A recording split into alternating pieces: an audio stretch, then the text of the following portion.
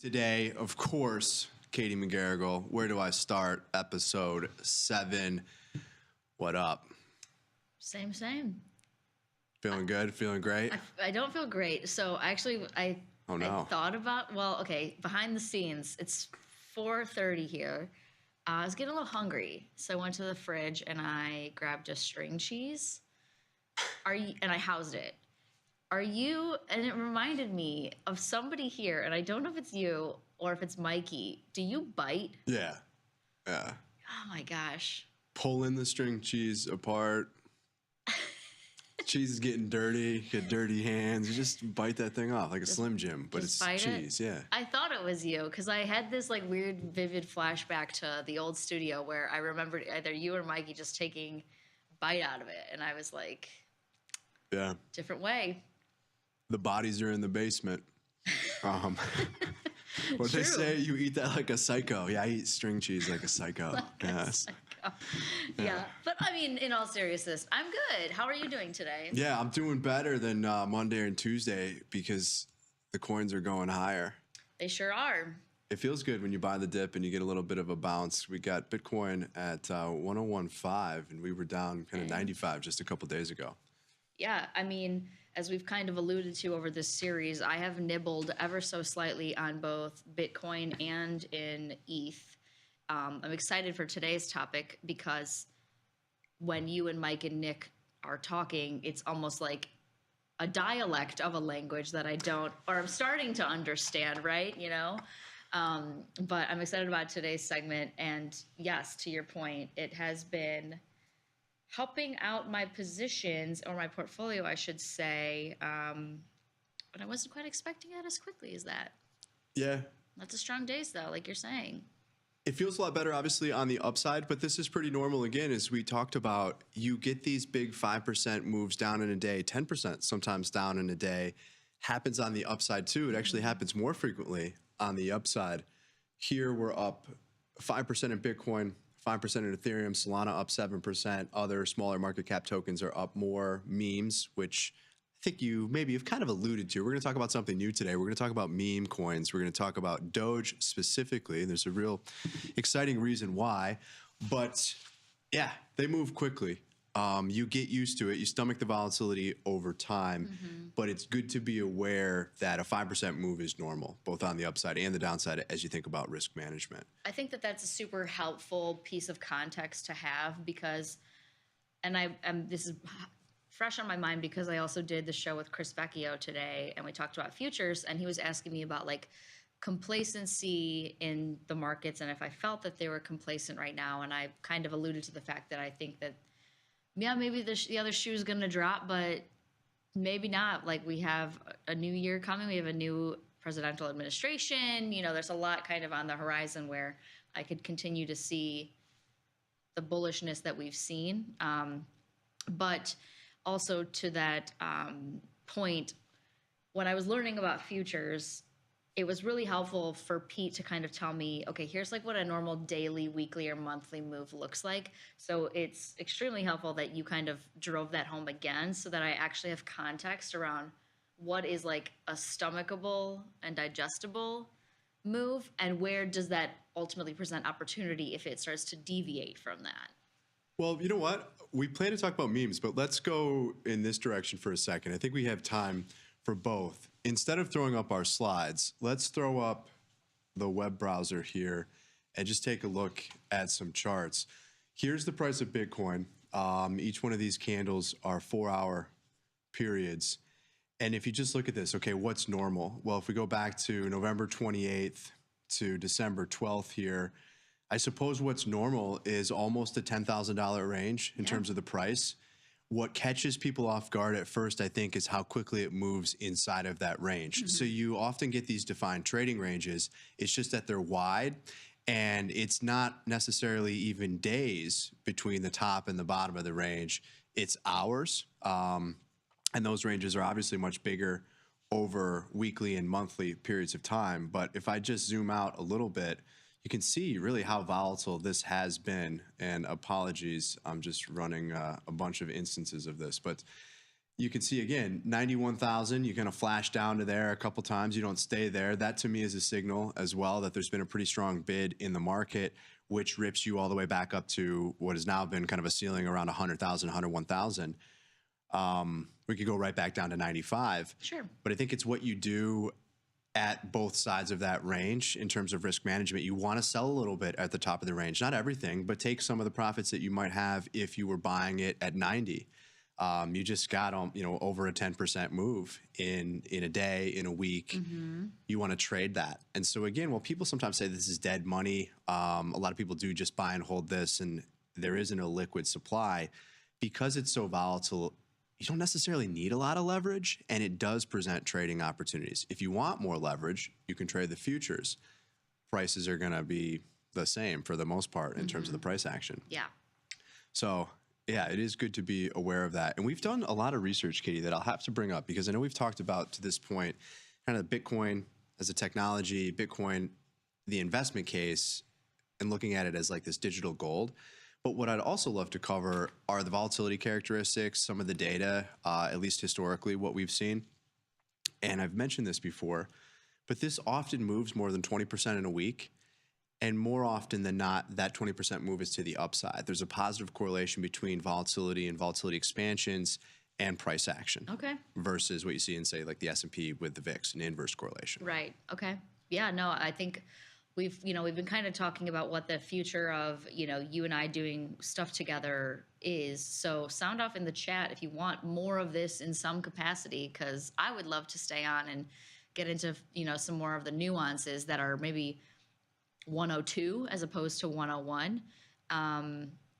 So yeah. We'll get there. And of course, as you mentioned, shout out to the chat, Donna Ski, pull it and take a bite, eating that cheese like a normal person. Well, everybody does things differently. I didn't mean to call you out on your I think it's killer fair. I think it's fair. characteristic. It is called string cheese for a reason. Yeah. Yeah, we just do things differently around here. That's okay. I mean, you're the sensei and I'm just the grasshopper. So maybe I'll learn to adopt your cheese eating. Oh yeah, you'll be habits biting the string cheese in no time. Okay, let's jump into the show. I want to talk briefly here about meme coins. Yes.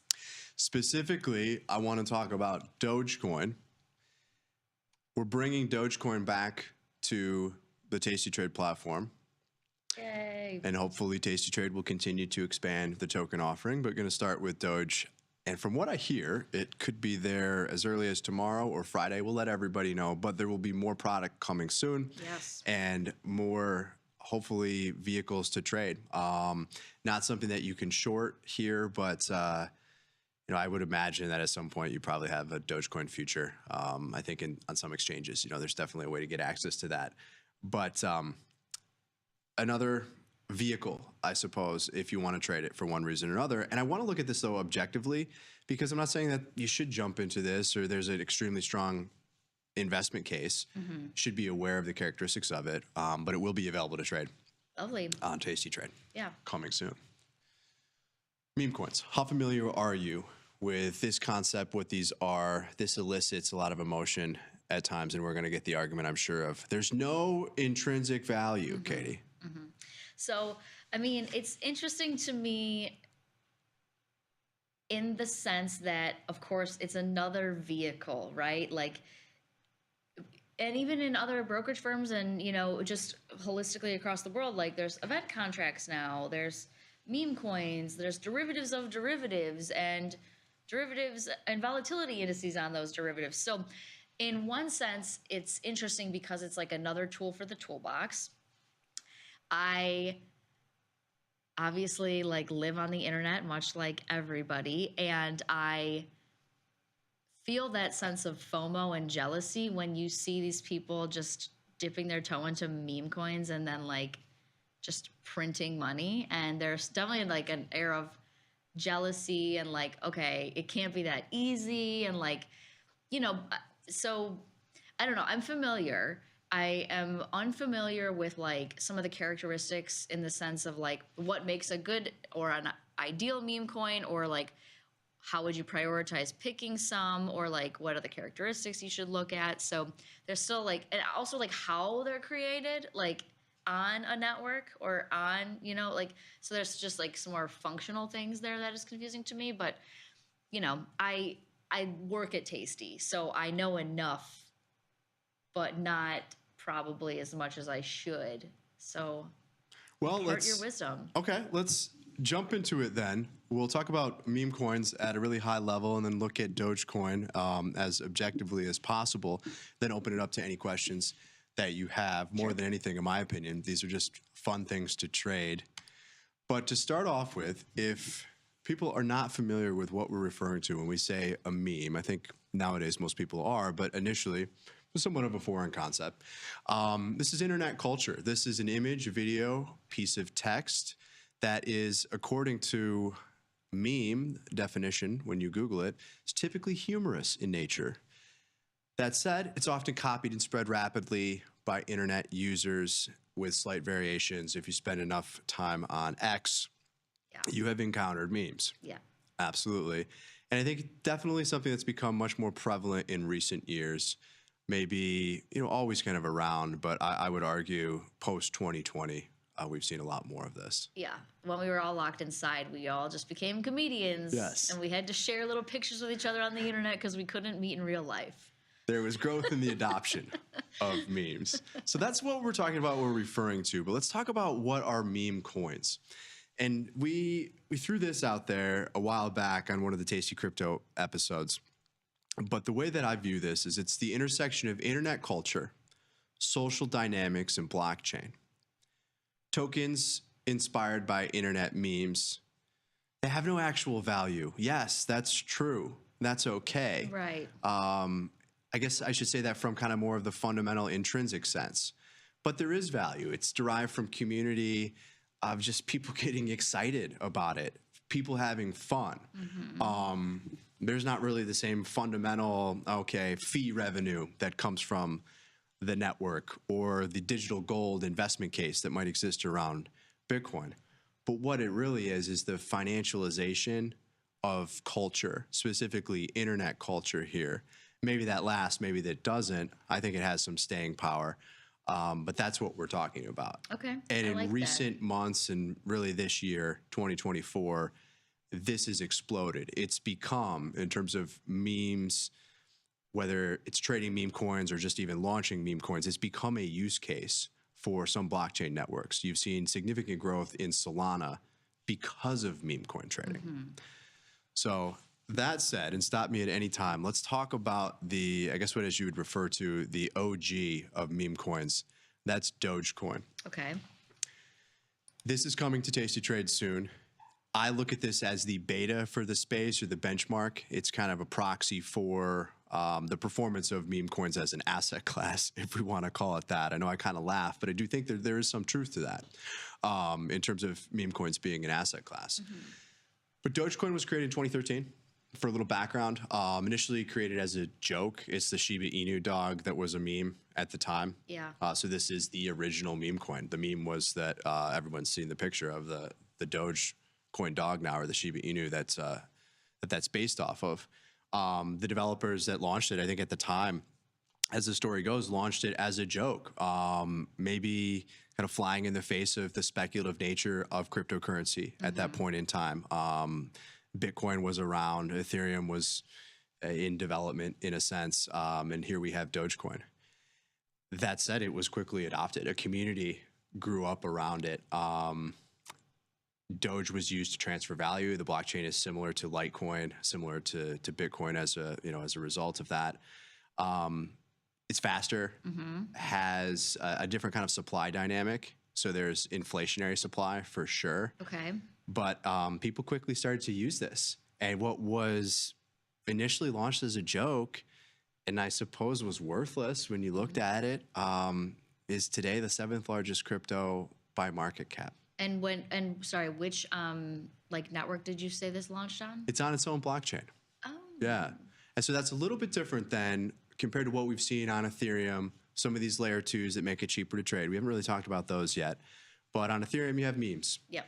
On Solana, you have memes. Solana's seen an explosion of meme coin trading. It's extremely cheap and really easy to launch meme coins on Solana. But Doge is its own thing, which makes it unique in that sense. It has its own supply dynamic. It uses a proof of work consensus mechanism. It's faster than Bitcoin, but it's its own thing. It's not a token that lives on the Ethereum network, for example. Got it. So that's 7th largest. Yeah, that's the background. It's the 7th largest. The market cap right now, if we look at this, is $61.4 billion. Yeah. Estimated global users somewhere around 5 million. The estimates are kind of wild. It's anywhere from 3 to 7 million, or kind of wide in that sense. What qualifies a user? Like, is it somebody that's currently holding it, or has swapped it, or interacted with it in some capacity, or has accessed that chain? It's a good question, because you see these data points that are thrown out there, and one of the narratives in terms of adoption is that blockchain technology, the adoption of blockchain technology, is growing faster than the adoption of internet over the same period of time. Not looking at internet growth today, but if we just said from when the internet launched, if it was 20 years, what's that rate of change of adoption in terms of users? I think today there's roughly 4.5 billion internet users, and we have about 500 or so million crypto users. So to answer your question, when you measure internet users, you can look at IP addresses. Sure. Best proxy for that. Yeah. We all use multiple IP addresses. Right. When you look at how many people are interacting with the token or what's happening on chain, you can look at wallet addresses. Wallet addresses that have interacted with DeFi, for example, will give you a representation of DeFi users, Bitcoin holders, Dogecoin holders. It's not a perfect representation of total users. It's probably higher here than 5 million, but that's the best measurement that we have to go off of. I would look at wallet addresses. Same thing with IP addresses. Okay. Makes sense.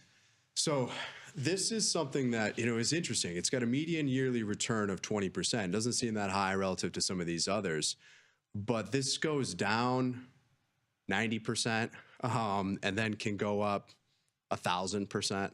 We're talking about something that when it launched was sub penny, if that's a term, less than a cent. Today it's about 43 cents.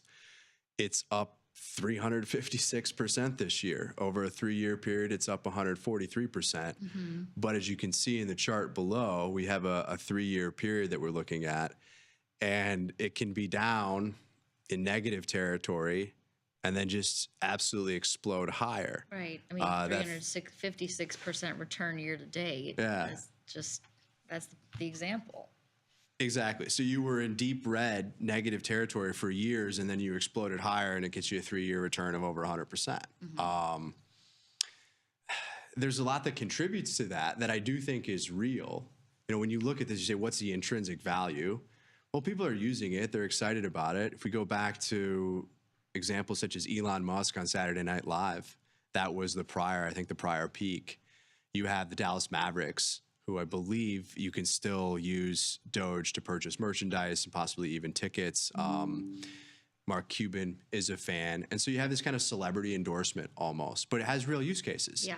Right? People often will look at Bitcoin and say, well, it has no intrinsic value. It has no use case.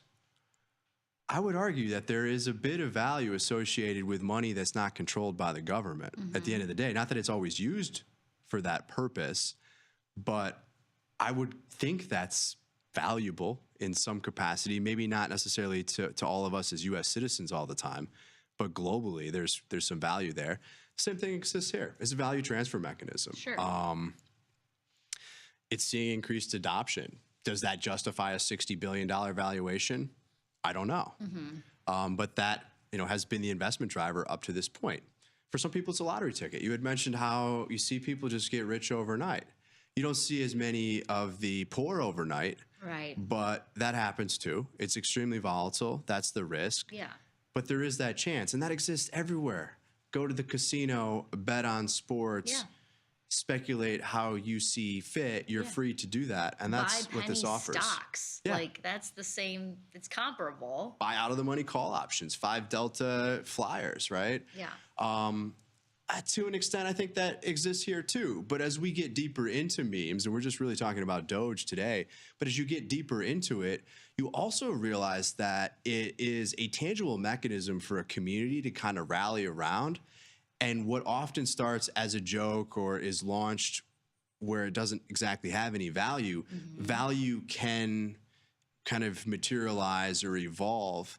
And then that value can be used to further support or grow the community, invest in projects, donate to charities, et cetera. Right. It's kind of interesting just to see how this almost just develops as this like living organism in some weird way, if that makes any sense. Yeah. But that's what's happened through this technology. Maybe 99% of these things ultimately go to zero, but it's what happens in between. You know, it's the path that is really important and where there's potentially opportunity. I think that was really well said, because I think, like you're saying, there is a knee-jerk reaction to just like write it off, but like when you put it into like actual use cases, it becomes a lot more attractive to participate in, even if it's or not, like at least knowing more about like how it can actually be applied to like real world scenarios. Yeah, absolutely. I mean, another example of kind of what I'm referring to is this token on the Solana network called BONK. And we don't have any slides for it, but it was launched in response to just the devastation that was caused by the FTX collapse. And the FTX company at the time, through some of its investments, was pretty supportive of Solana early on. It was like a figure in the space, if a company can be a figure. I mean, Sam Bankman-Fried was. Sure. There was capital that was going into that space, and then a lot of this just kind of collapsed. The price of Solana went sub $10 at one point. It's 228 today. But BONK was launched after the collapse of FTX and really started to support the developer community on Solana, and has a fee mechanism where through every transaction, there's a tiny little bit of the fee that goes into a BONK treasury. That treasury is then used to support development projects and further support the ecosystem, whether that's BONK or ultimately Solana or other things that are happening on chain. So that to me is really interesting. Yeah. And that was in response, again, to something that happened. No one really probably at the time that it was conceived thought that this is what was going to ultimately result. But here we are. Yeah. So I guess like my question then is like, you know, you've brought up 2 meme-ish coins now. What does that create? Like, I mean, another one that's recently been in the news is whatever the hell that girl's name is, like the Bitcoin girl. Tuah. Yeah, yes. Haley Welch. Thank you. That is like, yeah, never been my bag, but like, what does like the creation process look like? Is it like me and you getting in a room being like, yeah, we want to make Sosnov coin, and then like we like grab a developer and we like put it on Solana, and like then it's just there to create a market and like yes, but easier than that. So what you're asking, the answer is yes. Anyone can do this. There are platforms now that make it extremely easy to do. One on Solana is called pump.fun. Okay. And these are platforms that allow you to launch tokens. Hence why there are, I would assume, hundreds of thousands at least, of random tokens and more that launch all the time. Yeah. Some of these have staying power. Some of them are quote unquote real in that Doge has been around since 2013. Yeah. Others might only exist for a couple of days. Others are frauds. Others are pump and dump kind of rug pull schemes. That absolutely exists. But just because that exists, or that fraud is a relevant thing to the internet, and there's crime that exists in our world, doesn't mean that the technology itself isn't compelling, or that there aren't other positive use cases for this too on the other side of it, right? But it's very easy to launch a token. And I think you'll see us experiment with this and try to have some fun, not for the purpose of trying to raise investment capital or anything like that, but just more so it's something that you can own to identify as part of a community. Yeah, Tasty Nation. Yeah, it's really that. And some of those communities then are, those tokens, I suppose, are very valuable because of the value derived from the community, like anything else. What, again, is so compelling about this is that it's kind of the idea that you could own equity in culture, that you can financialize culture. You can own a share of that thing that is, yes, intangible, but tangible at the same time. Sure. I've described this at times as quantum finance, where it can exist in two states, where it's worthless and priceless. And once it's acted upon, or a force is acted upon it, then it determines whether it's worthless or priceless. Right. Okay. If that makes any sense. Now we're getting into, biting off the cheese again. No, it does. It does make sense. I guess, like, my last question, well, maybe second to last question, we'll see how much time we have left with 2 minutes or so. But in the same way that we have walked through the arguments for investing in Bitcoin or investing in ETH, clearly this is like a little bit of a different animal because, like you're saying, some just have a shelf life of a couple of days, whereas some have several years. When you are looking to expand your portfolio into some of these less traditional names and or meme coins, like, are you reading like the mission statement of every meme coin, or like how are you deciding? Is it just like for funsies, or are you actually looking at, oh, well, they're doing, they're funding more future work to develop this network and this chain more? Like, is there like an ESG, like a morality element to this for you? No, purely for fun. I've got one more slide. If we could just throw up our announcement, I would recommend everybody checks out Options Trading Concepts Live on Monday at 11 o'clock Central Time. We're trading memes on the show. We've got a portfolio. We've got this bag battles show that we're doing. It's purely for fun. We're going to get you involved with this as well, Katie. But